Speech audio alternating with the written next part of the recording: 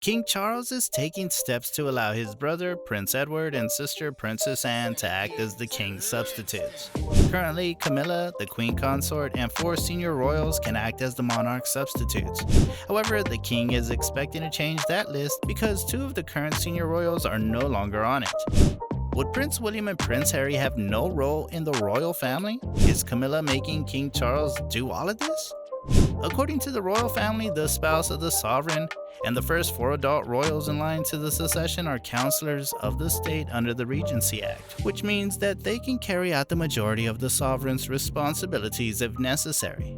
It's important to note that the line of succession for the British monarchy is determined by a complex set of laws and traditions that have been established over many years. The current line of succession is determined by the Succession to the Crown Act of 2013, which sets out the order in which members of the royal family will inherit the throne.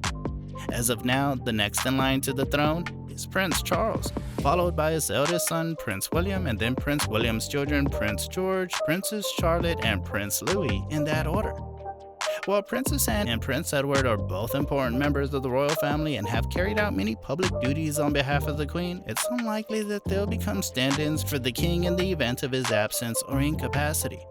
The role of stand-in or regent is typically reserved for senior members of the royal family who are closest in line to the throne, such as the Prince of Wales or the Duke of Cambridge.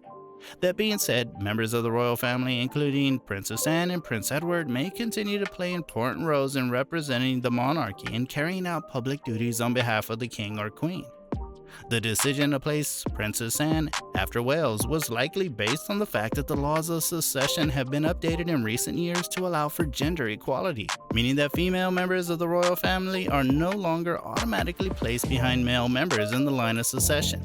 Additionally, the order of succession is not something that can be changed easily or quickly, as it's based on a complex set of laws and traditions that have evolved over many years. Therefore, while you may not agree with the current order of succession, it's important to recognize that it's unlikely to change shortly. It's possible that the succession laws in Britain could change in the future, but any changes would likely require the approval of the British Parliament and the agreement of the Commonwealth countries that share the British monarch as their head of state. Changes to the succession laws are possible. They will likely be a complex and involved process that would require careful consideration and agreement for many parties.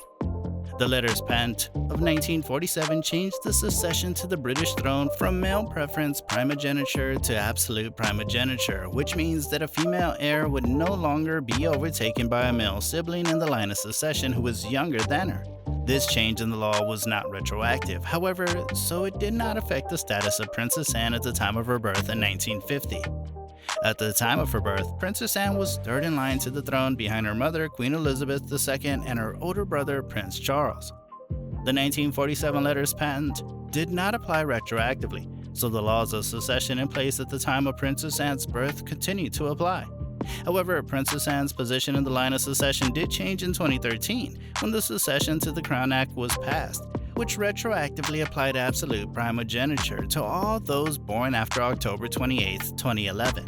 As a result, Princess Anne's position in the line of succession was moved up 1 place ahead of her younger brother, Prince Andrew. It's worth noting that while Princess Anne's position in the line of succession has changed over time, it's ultimately determined by a complex set of laws and traditions that have been established over many years.